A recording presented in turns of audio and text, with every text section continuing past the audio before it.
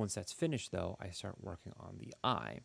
I take the same color I was using before, but add a little bit more white and a little bit more black to it to really desaturate the color and making it a lot lighter. Then, to add a little bit of interest into the eye, I make the same mixture with a little bit less black and add that to the center of the eye and repeat this process, getting it lighter and lighter and lighter, creating a gradient from the dull gray around the edges of the eye to the slightly brighter yellowish kind of gray towards the middle.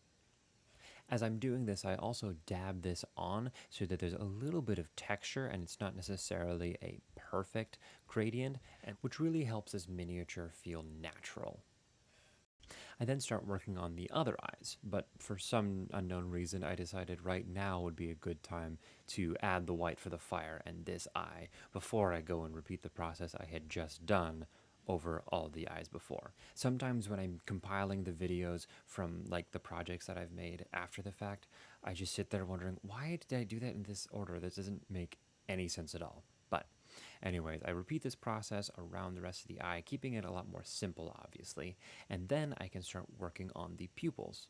I wanted the pupils to be sideways, kind of like they are in goat's eyes. I realized because the eye itself is already sideways, it just kind of looks like a sideways eye, but I still like how it turned out.